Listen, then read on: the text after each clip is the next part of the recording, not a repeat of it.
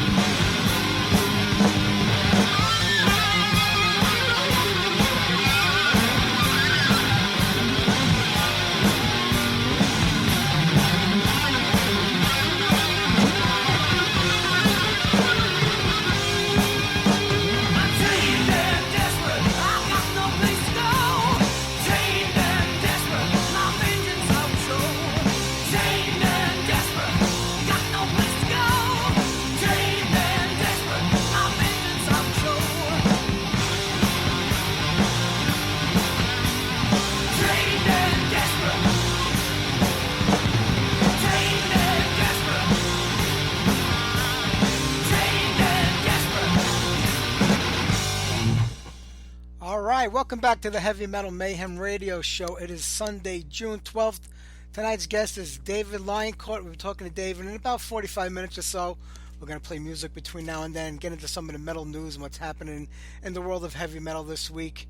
Next week is Father's Day, so we don't have a live show next week. I'm thinking about pre-recording it. We'll see how it goes during the week. But right there, Chateau, Chained and Desperate, featuring Steve Grimmett on vocals. I've been playing a lot of Steve Grimmett stuff on the show lately. I don't know why, I've just been in the mood for it. Always a big fan of his and all the bands he's been a part of, especially Grim Reaper. And we've had Steve on the show many times over the years, and now that they're out there touring again and playing live, maybe I'll reach out to them and get him back on the program. Alright, let's keep the music flowing here. How about a little Black Knight, Master of Disaster?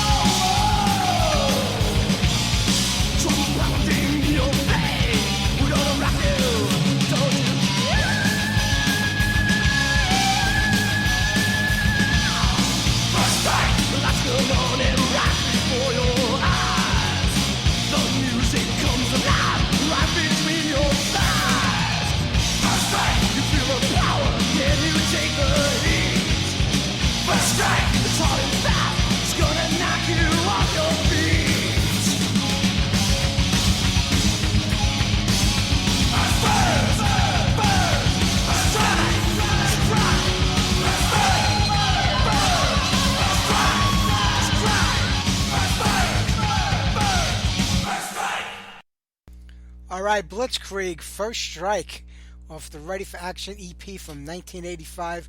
I tried for a long time to find the member of that show to have on here. It just never worked out. I don't know if any of them are around anymore. I think one of them, one of the guitar players, I friended him on Facebook, but could never make any contact with him after that. I would have loved to have had them on the show. I really like that EP.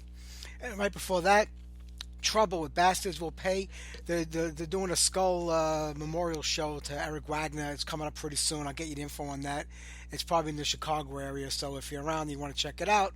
I'm not really sure who's all involved in it outside of some of the guys that were in the Skull. I'm sure there's going to be a lot of people coming down and guest appearances. It would be pretty cool if a lot of the guys from the original lineup of Trouble that played with him would have showed up for that, but we'll see what's shaking with that. And we opened up the set right before that with Black Knight, Masters of Disaster. All right, let me see. We got about a half hour here before we call up David. I saw a blabbermouth. I was just browsing through before that people were criticizing the Kingdom Come show from the Sweden Rock Festival. I didn't get a chance to watch any of the videos, so I mean, I don't know. Were they really that bad? I mean, James Kotek, I mean, we had James on the show with his wife Athena when they were married, and he was still playing drums for the Scorpions. They had their own band going called Kotek, where she played the drums and he played guitar. And they were both off the fucking wall. I gotta tell you that. Those are two of the craziest guests I've ever had on the show before. You know, and James has had his trouble with the drugs and the alcohol, so I don't know who was the problem at the show, if it was just a whole band thing, you know, where the whole band wasn't jiving together, or was it a sound issue? I should have checked out some of the videos before I came on air, but I just saw it and didn't really have a chance. So if you know anything about it, let me know. I'm curious to see what happened with that show, people talking about it being so bad. All right, let's get back to the music right here, right now. How about a little Sweet Savage off their first record, Eye of the Storm?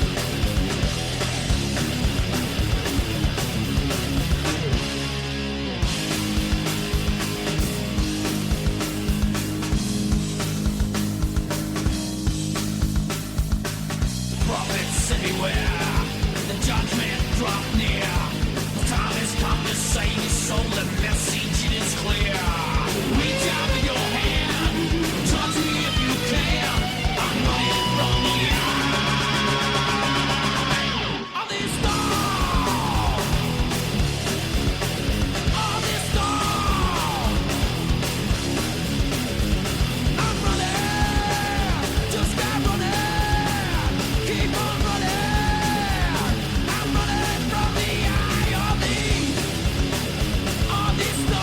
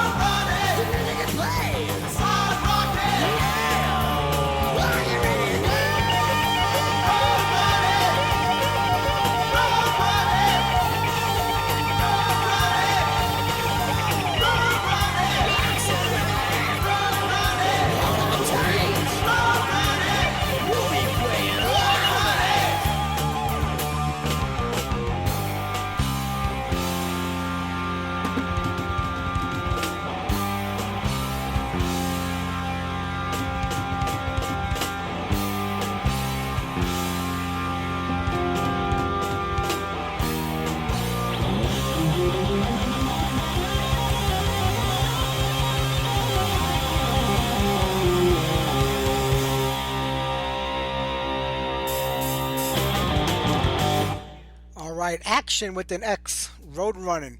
I really like those guys. They only had the one album in '85 called "Look Out for the Night." They were from Pittsburgh, in the Pittsburgh area of Pennsylvania.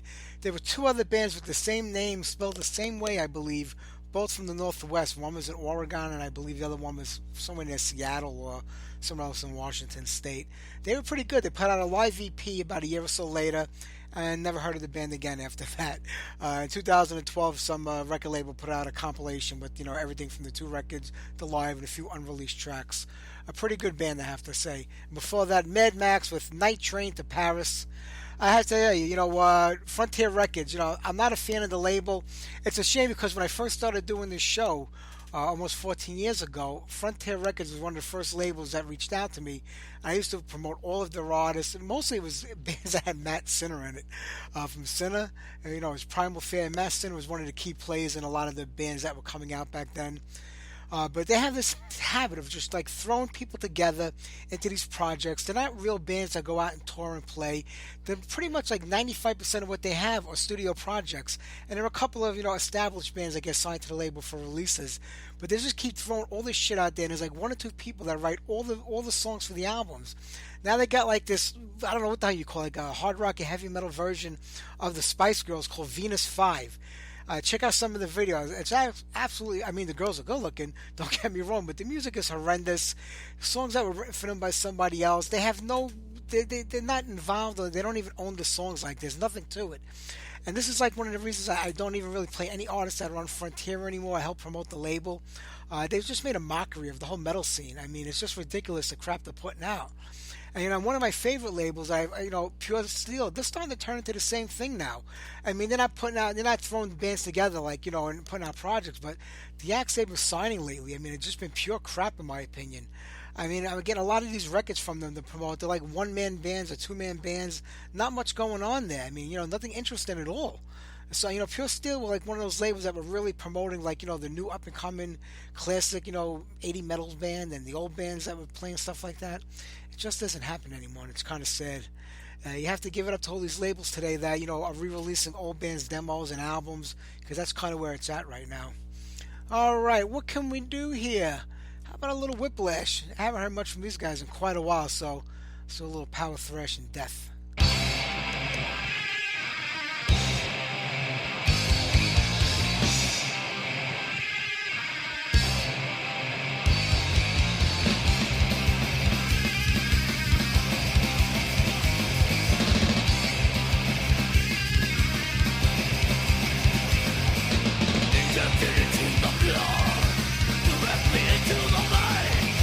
Metal assault on the ear, feeling it flow through the brain.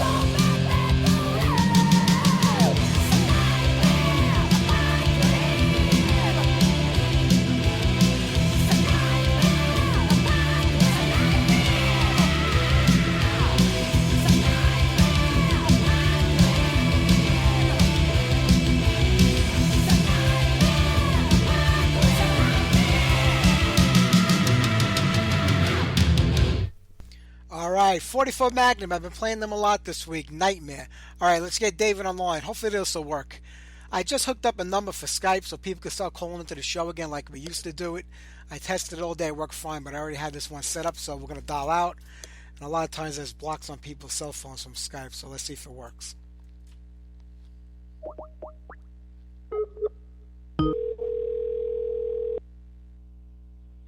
Hey, Mike, this is David.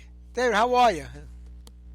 Good. How are you, my man? I'm doing great. It's a pleasure to talk to you today, and I have to tell you, I've been enjoying American Scream for the last couple of weeks. You got something really good going on here with this. Awesome, man. Thank you. Glad to hear it. That's No, awesome. I'm happy for you. I guess let's kind of go back to like where this all came from and how it all started out, and we'll kind of go back to the beginning so for people that don't know. I mean, there was the band Lioncourt originally, right? Correct. Yes. And I started the that band just recently broke up. Correct. So you're solo I now. Absolutely, yes. So I started Lioncourt in 2017. Basically, it was just I had written a whole bunch of songs, and then kind of reached out to friends of mine, guys that I had, friends, acquaintances, people that I knew in the area that played, and kind of saw who wanted to be part of that idea that I had from that band. I was lucky enough that all the guys that wanted to be a part of it were, and we had a great time with that. And then obviously with COVID and everything, we slowed down a lot due to the fact that in California, in certain states it was pretty strict, so you couldn't really do a whole lot of anything. So I think that a lot of that, I think some people just got bored and wanted to do some other things. So two of the guys went and started another band with some of their friends. And then as time went on, I was just kind of writing music, and I felt like it was kind of going in a different direction. So me and Stacey Rios and Robert John Ghost, who were the rhythm section, drums and bass, we decided to kind of do our own thing. So we ventured out, after the other two guys had already started their other band. So we're just going ahead as Dave and Lioncourt, and I'm happy that those two guys, want to beat the rhythm section and kill it. I've written a lot of songs. I've written about 30 songs this year so far. I think I've got 70 that I've written since the COVID pandemic started. So I just kind of figured the American Scream was kind of like the first one out the gate that I felt like this was kind of like something that represented where I was at. And, so on the recording, that's just me playing everything and singing everything. Completely different sounding band and music compared to the Lioncourt band. Like I said, you were going in a different direction. Was it intentional, or just as a musician, your taste change, things you listen to change, things you're involved in change? Was that sort of what brought you to the new sound that you have right now? Yeah, it's just that that gradual evolution, right? As a songwriter, you listen to as many different types of music as possible because everything has something to offer.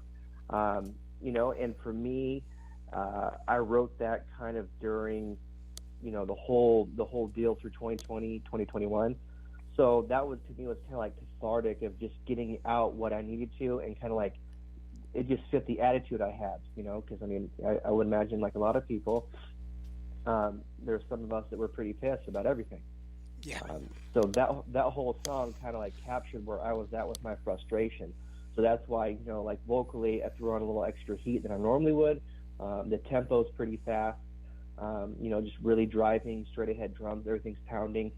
So I just really wanted to try to capture, what me and the people that I associate with and know were friends of mine, family. We were all kind of on the same page with our, frustrations and whatnot. So it just that song just kind of captured where I was in that moment.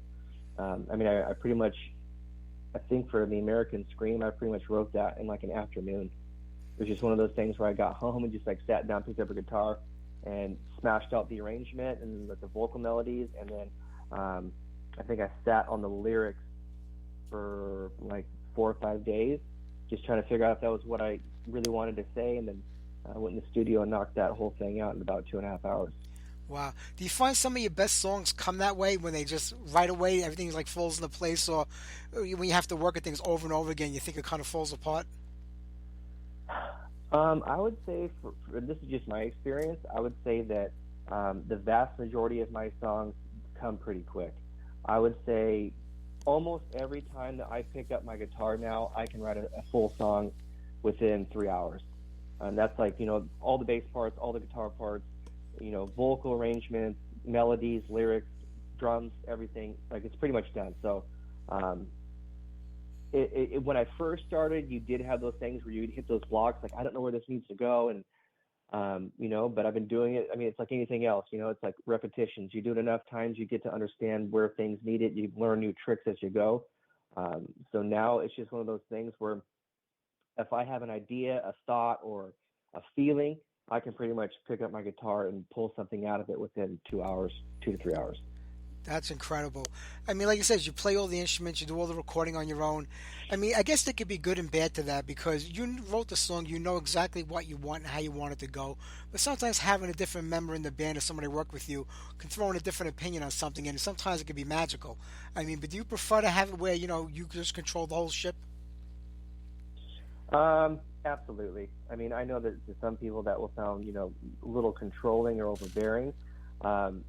But for me, it's like when I sit down and try to write something, I always have an intention, and I hear it in my head before it ever comes out. So my whole thing is trying to get everything that I'm already hearing out as close as I can. And obviously throughout the process, you will have things that change.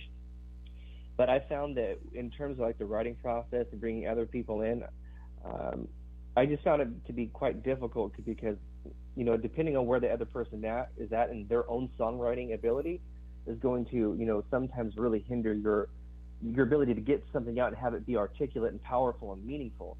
Because a lot of times you'll find that instead of writing, you're kind of explaining to another person as to, why we're going to do this, why is it going to be this many bars, why are we doing the second verse only half the amount of measures that we did the first verse, or like, why are we trying to get to the chorus before like that 1 minute mark?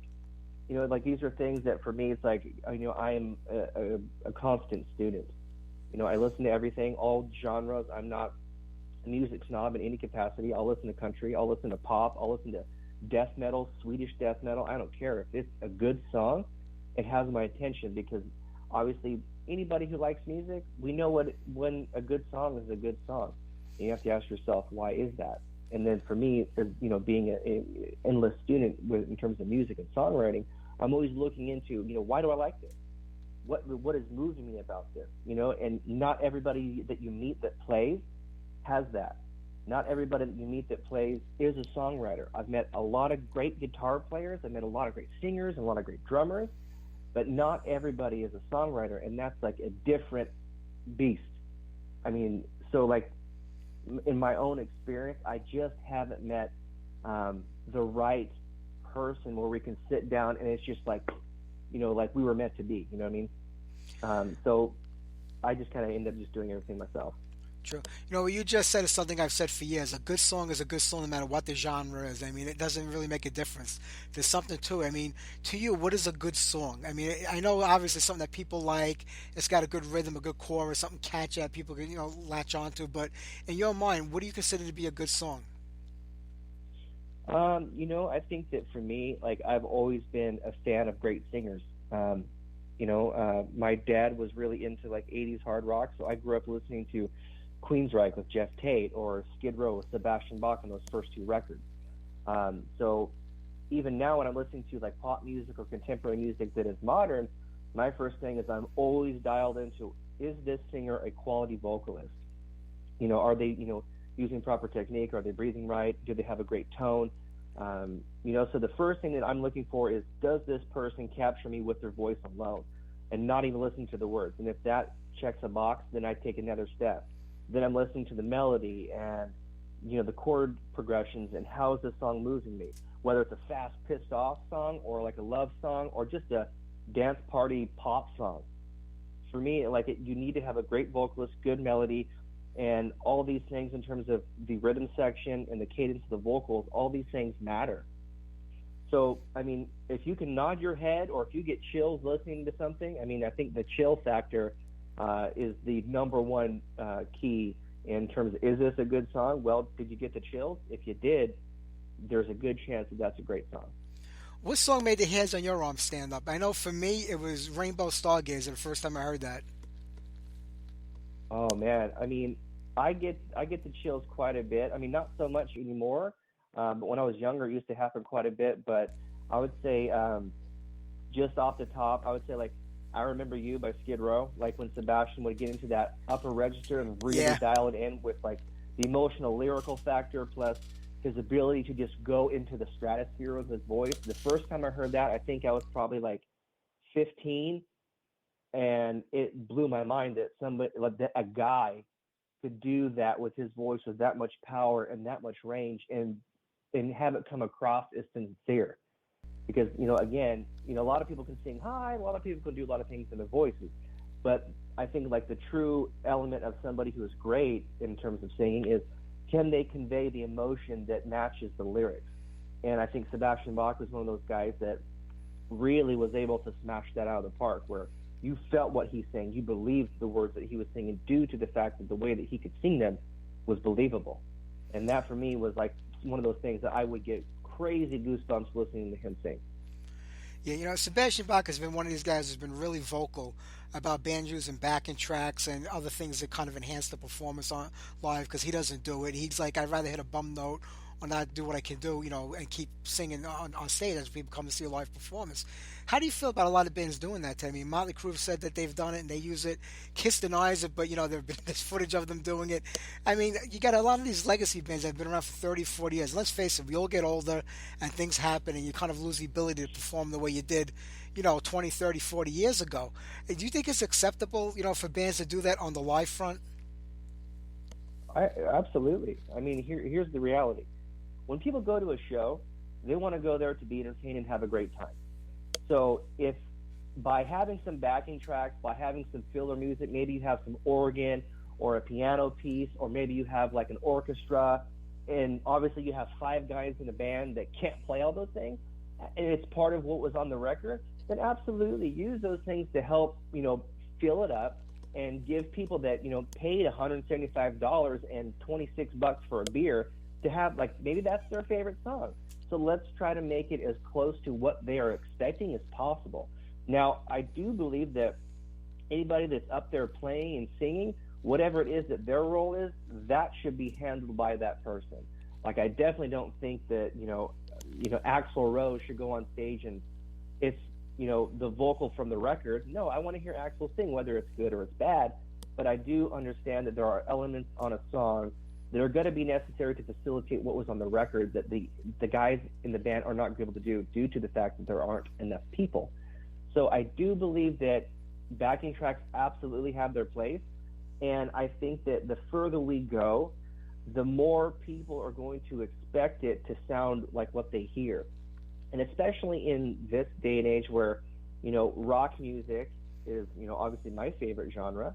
But, I mean, we are, essentially, competing with all these other genres and, like pop music or country.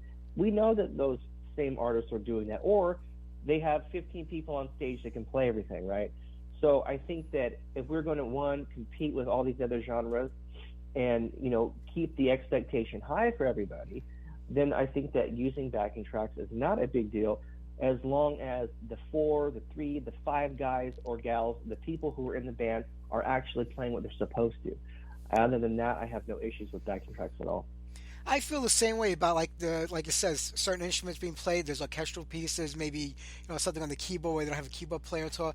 I'm not a fan of when the lead singer is singing to the tracks behind them because like I said, I'd rather hear him doing a bad job of knowing that I'm hearing him live.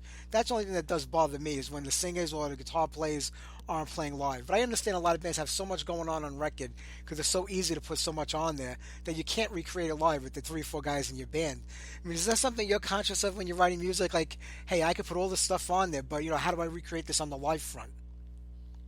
I mean, I do understand, a lot of, there are a million things that you can put on there, but I mean, if you listen to the Lioncourt stuff that I wrote, which is all of it, and, with the American Scream, I am essentially, it's like in my mind, I sit down, I have like 2 guitar players in mind, drums, bass, vocalist, and then the hope that one or 2 of the other guys can help me with harmonies. But other than that, like I'm just here to like put out a rock show. Yeah, earlier you were talking about change, and it's important. There's a lot of musicians and a lot of bands that are afraid of change. I mean, you'll have a band like AC/DC who for 40 years has kind of put out the same record every time they put out a record. Nothing sounds different about an Yeah, AC, but people love it because it's AC/DC. They know what their fans yeah, like, and they give it. But you have other artists that have been around for decades who, after like that heyday kind of ended, they just went experimental and started mixing and everything and trying it. I don't know if it's because they want to see what's going to stick or it's maybe what they're interested in. Every couple of years your tastes change. But yeah. is it important to keep changing musically? To be true to yourself, like, because maybe today you're into this, tomorrow you're into that, or do you feel you got to keep putting out the same stuff to appease the fans? I now I might have an interesting take on this. Now, in terms of like the way that I like to write music, I think that what the way that I do certain things, I think with guitars, bass, drums, singing, that will probably remain the same. The only thing that I think that can change up the flavor is the production quality. And I think that in the last few years, I think we've seen a gigantic leap forward in how things are being produced and how that we are able to create sounds in the studio. So I think that, I mean, if you listen to like some like modern bands, right? Like if you listen to like Architects, for instance, they put out a record, I think in 2020 or 2020 or 2021. And when that came out, it blew my mind due to the fact that their production was absolutely like stellar. I mean, gigantic drums and like how they mixed everything made it sound unique, despite the fact that the music and the way that they were, musically as a band, it wasn't that much different than what they had previously done. But because the production on it was so drastically like modern, it made it sound just a cut above everybody else. So what I think what we'll probably end up seeing is you'll probably see a lot of guys playing the same type of stuff, doing the same type of deal, obviously changing a little bit as time goes along.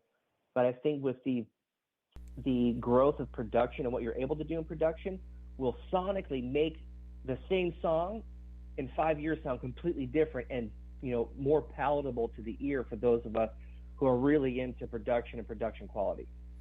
I agree. When it comes to the production part of your music, do you like to take control of that and do it on your own, or is it better to have an outside ear come in and maybe offer their opinion?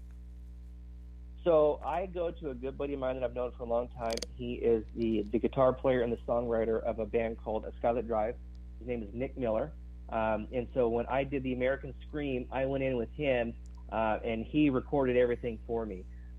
He's just a monster behind the console. So every time that I write stuff, I always like schedule it with him and go into his studio that he has, and we just crush it.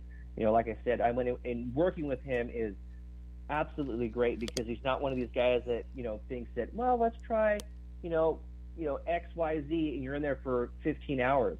Like I said, I went in there with the American Scream. I had sent him the demo that I had made at home, and we like kind of listened to it, and he was like, all right, let's go. And within, I would say, I think I got there at 11 a.m. and at 2:30 I was leaving. We were done. Wow. So it was fast, it was painless. We both had a great time, and I couldn't say enough good things about the guy. So when it comes to putting something out, I will probably always go to Nick due to the fact that he captures what I'm hearing. Like I want big drums, I want aggressive guitars, I want certain things sonically to come across, and it's just he executes that perfectly. Yeah, you can hear it in the sound of it. With the American Scream out now, I mean, what's the plan? Is it going to be more singles as we go on, or are you looking to get a full length out or an EP? So what I'm probably going to do is that I've kind of already mapped out the rest of this year. So I'm looking to put out a video for this song, and then I plan on doing a single probably sometime in late August, early September will be a follow-up for this, and then I'll do another single probably closer towards the end of November or December, and pair both of those with the music video as well. I have been thinking about just putting out like a full length for 2023, so I'm still kind of thinking about that. I do have the songs picked out, but things always change. Every time I sit down, I'm writing another song. So it's like, oh, this is the one I really like. This is going to be, this is the next single. So every time that you sit down, you have that. Obviously those moments because everything is new and you're really excited about, the song that you're writing. But I would say for 2022, I've got 2 more singles that are pretty much already in the can that I'm going to release and put out.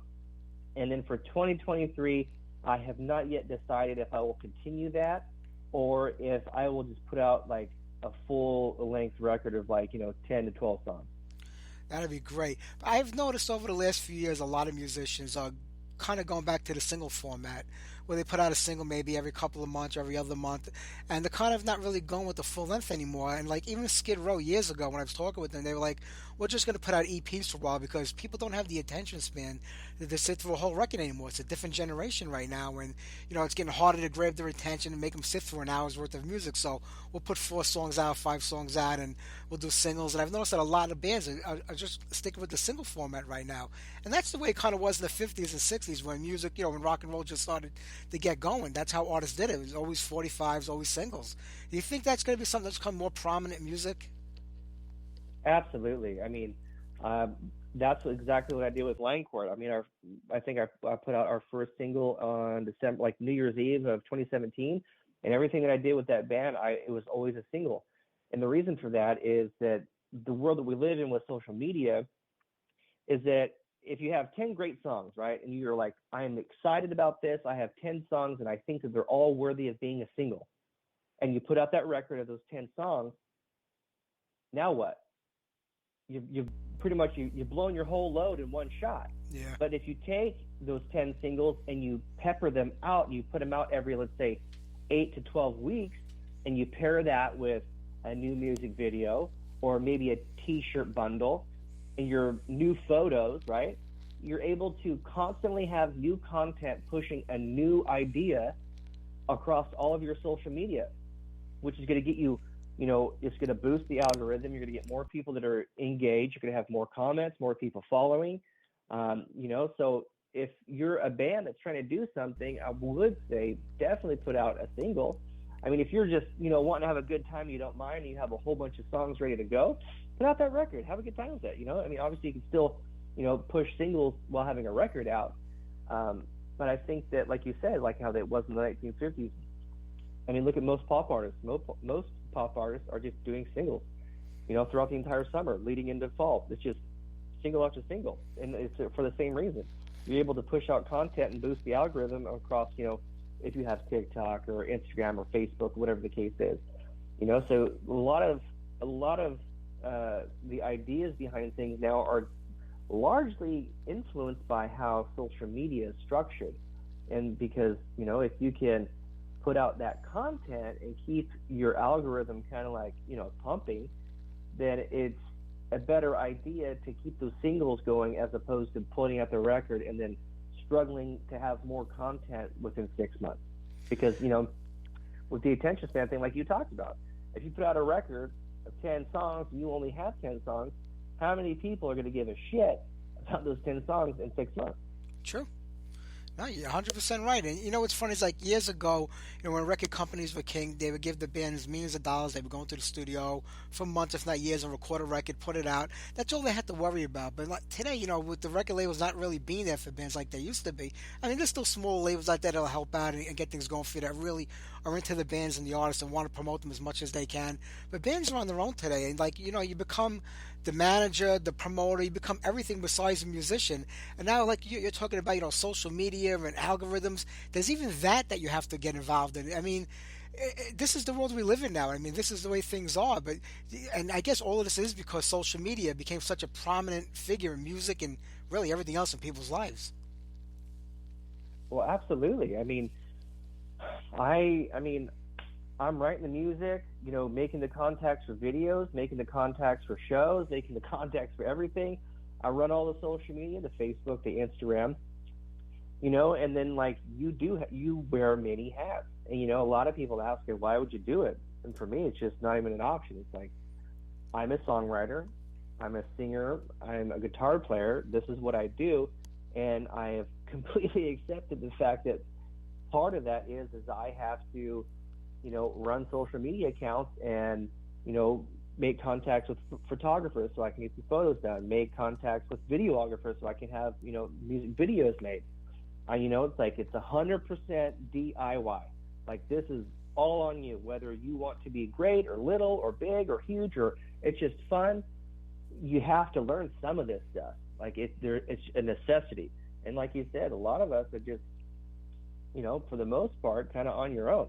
I mean, luckily enough, I've met some people over the years that, are currently helping me now with some things, but this is the first time in, 5 years that I've had like substantial help where it's kind of lessened the load off of me a little bit to where I'm not the guy that's doing 100% of everything 100% of the time, which has been, a bit of a relief. It's allowed me to kind of refocus back onto, pick up my guitar and focus on, writing a good song.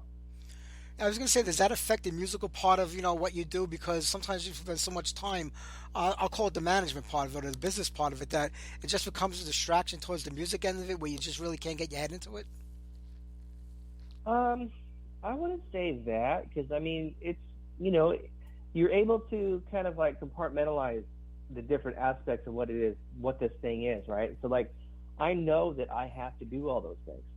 I've been in management, so to me, it's kind of like a duck to water. Like I get it, but I'm also like the other side of me that is the guy that wants to write a good song. It's like I'm two people. Like it doesn't really affect me. Like I sit down and pick up my guitar. I'm not thinking about, man, I got to respond to that. So I got to do a post on Instagram at this time, and I got to follow up with this people on Facebook. I pick up a guitar, and the only thing I'm thinking about is, man, this riff better be sick, Yeah. So it's I mean, I can see how that for a lot of people that might be a bit of a distraction, but it is what it is, man. You got to make the best of what you have while you have it. True. Over the last couple of months, most of the states have started opening up again. I'm seeing more and more tours coming through town now. Bands are out playing again. It's actually a pretty crowded field right now because you had people for almost 3 years that were kind of sidelined. They couldn't do anything. Now there's like hundreds of albums coming out every week. Everybody's trying to get on tour. There's 3 or 4 sometimes. I'm in New York. You're in California. We're in big places where a lot can take place in the course of one night. So are you looking to get out there and start playing live again now, or are you going to maybe hold off for a little while until things calm down? I think that more than likely we'll probably start playing this fall. I'm kind of just focused right now on getting through like phase 1, which is, the American Scream. Like I said, I'm going to be shooting a video with my drummer and our bassist, Stacey Rios and Robert John Ghost. So we'll be doing a video later this month, shooting it. I'll probably put it out sometime in July. Just to keep this whole American Scream thing going. I mean, obviously, since I put this out, the reaction that I've gotten from it was considerably larger than I was ever expecting. So I'm just going to keep pushing that as much as I can. But we are looking to begin playing shows, I would say probably late summer, early fall kind of deal. Maybe like start booking like the first local shows to kind of warm everything up, maybe like around the end of August, early September. But definitely want to get back out there and start playing. It's been, a considerable amount of time since I have. And, the largest reward of doing all of this is playing on stage. There is nothing like playing for a room full of people who are just excited to be there. Maybe they worked all day. Now they have a beer in their hand. They're not thinking about anything. They're just having a good time. And the shared energy in the room, that is something that is so special, and we are all definitely looking forward to getting back to that. That's going to be great. What would the set list consist of? Would it be most of the new music you're writing, and you're going to go back to some of the Lioncourt stuff to mix in? It's going to be about 50-50 for the time being. So we're going to put the American Scream out, and I got a couple more singles that are coming out this year. We'll be playing those as well. And then we're probably just going to cherry pick the Lioncourt stuff that we all like the most, So like I'm sure we'll probably play Haunted and Porcelain Bones in the songs that got like the biggest reaction live. I mean, we all still love those songs. I mean, I loved writing those songs. So I don't have any intentions of, just scrapping those because, people wanted to go off and do their own thing. I'm absolutely going to continue to play those songs. Well, they're a part of your life and a part of your musical history. So, I mean, being the main guy behind it, why wouldn't you want to play them? I mean, it's just, I know it was a different band, but it's you, and it's your band, really. Absolutely, 100%. That'll be a great thing. Hey, David, I'm not going to keep you, man. I appreciate you talking to me today. I want to play some of your music for people. And you know what? When your next single comes out, come back on. We'll do this all over again. How's that sound? Absolutely. I would love to. Thank you so much. I really appreciate this. Thank It you. was my pleasure, David. Take care. Have a great day. You too. Bye-bye. All right, we've been talking about it, so how about we get on American Scream from David Lioncourt.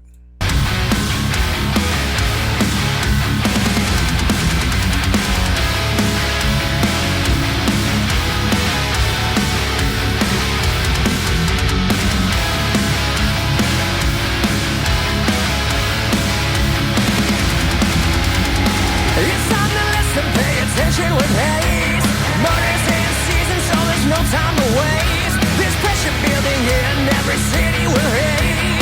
It's time to rise before it's far too late. And can't you see, he left here in misery. Wait, now they're coming after your town. Till there's nothing left in your ground. Down there on your knees. Time for the American dream. The American dream.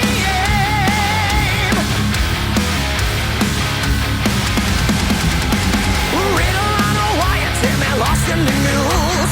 Propaganda, pirate silence, those with the truth. There's money to be made, but the cure ain't for you. The only question, who is who? And can't you see, he left here in misery. Wait, now they're coming after your town. Till there's nothing left in your ground. Down there on your knees. Time for the American wake. Now they're coming after your town. Till there's nothing left in your ground. Down there on your knees. Time for the American dream. The American scream.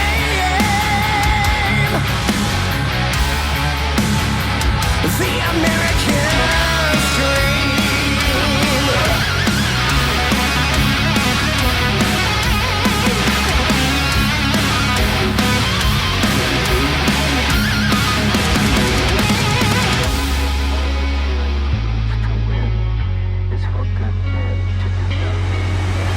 Wake now, they're coming after your town. Till there's nothing left in your ground. Down there on your knees. Time for the American wake. Now they're coming after your town. Till there's nothing left in your ground. Down there on your knees. Time for the American dream. The American scream. The American scream. All right, I want to thank David Lioncourt for being on tonight's show. We got about a half hour or so left. There's no show next week. It's Father's Day. I am taking off to spend the day in the pool and barbecuing with the family. So I wish everybody happy Father's Day right now in case I forget by the end of the show. But when we come back the week after that, which should be the 26th, I believe? Yeah, the 26th of July. We have Gwar on the show, and we have Rev Taylor from Greyhawk, a great band out of Seattle. They just played at the Stormbringers Festival this weekend. It looked killer. I wish I was there for that one. But you know what? Attack is going to be playing real soon. What a great reunion show here in New York. They're going to have Sacred Oath playing, doing the whole Crystal Vision album, and the reunited Mean Streak. So I cannot wait to see that. The last time I saw Mean Streak was in the late 80s when they played at Lemoore. So, and I believe it's the entire classic lineup of the band. I got to reach out to Bettina again, see if I can get her on the show and maybe talk about how this all came about. That's going to be a great show. Attacker is opening up that show. It's going to be incredible. So be there. It's in Brooklyn. It's another one of these little shithole places, you know, in Williamsburg, Brooklyn. Or maybe it's Greenpoint. I'm not even sure where it is. But it's like a converted freaking mechanic shop or something, you know, where the floors shake and everything moves. As I get older, I get tired of going to these type of places. But I'm not going to miss that show. I'll be there for that. And Accept is going to be out on tour in the fall. I'm looking forward to seeing Accept live. It's been a very long time. I can't wait to see. Even though it's only Wolf, the only original member left, they always put on a great show. And let's face it, Mark does sound a lot like Gudo. He always has, and he does a great job doing those old songs. So I'm looking forward to it. All right, how about a little Alien Force with Ripper?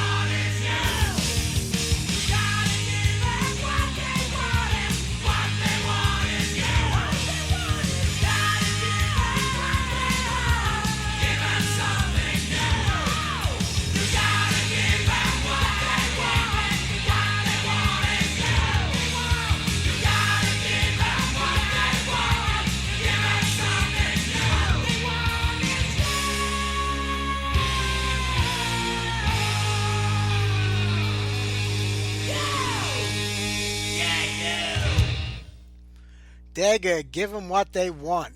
And right before that, Cast Iron with Leather and Metal.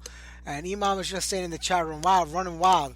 They sounded exactly like Running Wild. At least, the old school Running Wild, not before they became pirates.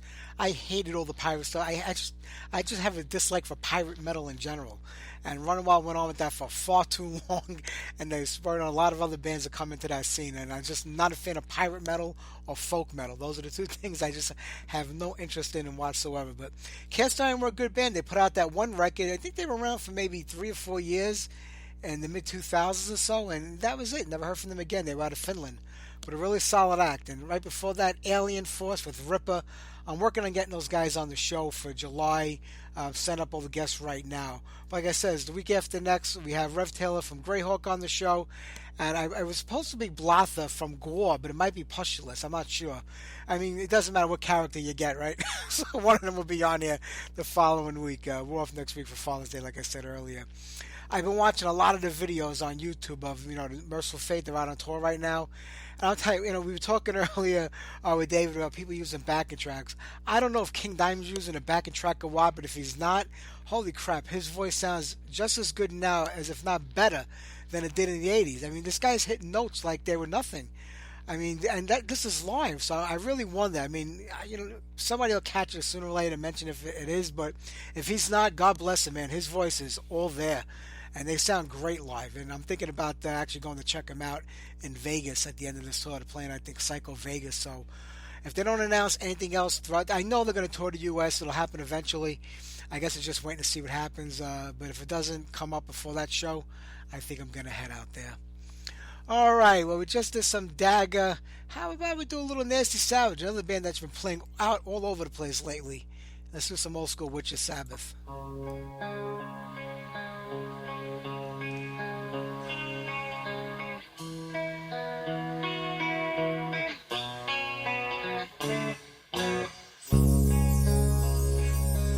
The mist will clear, the witches draw near, for he has come to the Sabbath. It's a ritual of fright, the candles burn bright, coven of sin, witches are dancing, and Satan laughs, the orgy begins. Take it and reveal. Reveal? Sin! Oh, the witches cry. Lust! She is cold as ice. Sacrifice! The virgin. Thrive! The jackals read. The rotten flesh is there to feast on. They would boast of their sins. Black masses at the witches' Sabbath. Black masses at the witches' Sabbath.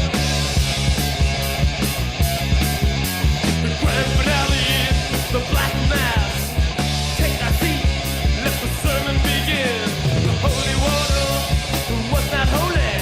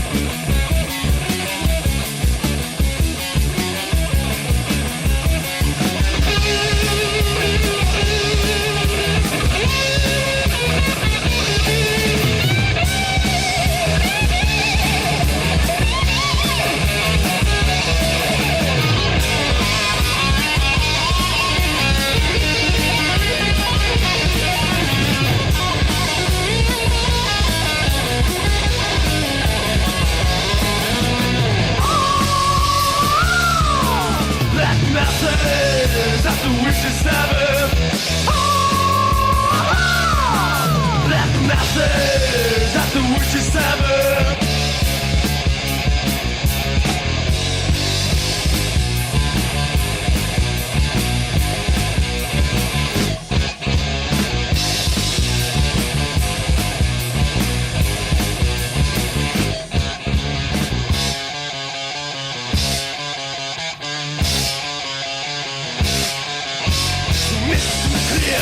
The witches draw near. They have come to the Sabbath.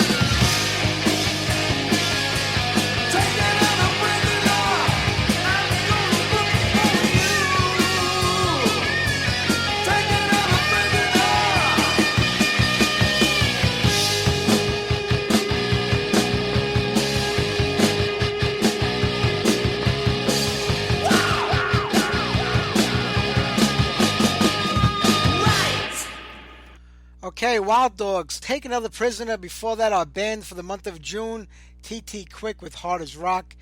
Then VHF with Take It to the Top. There were 3 bands with that same name that all came out of England during the new wave of British heavy metal phase. So I don't know how to tell you which one this is because all 3 of them came from the same area, which was kind of weird. But they didn't have any records out as far as I know. This came off their 3rd demo tape from the early 80s. They had like 3 demo tapes. Maybe they had a single.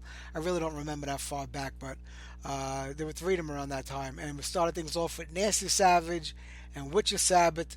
I want to thank David Lioncourt for being on tonight's show. I want to wish everybody a happy Father's Day next week. We'll be off the air so we can celebrate and have a good time and actually have a couple of drinks and enjoy myself. But we'll be back the week after that, the 26th of June, with Gwar and Greyhawk. So don't forget to tune in Sunday the 26th. I will see you guys then. Thank you for tuning in. You know, we were talking about the show coming up in August with Mean Streak. How about we play a little Mean Streak? I'll see you guys in 2 weeks. Take care, everybody.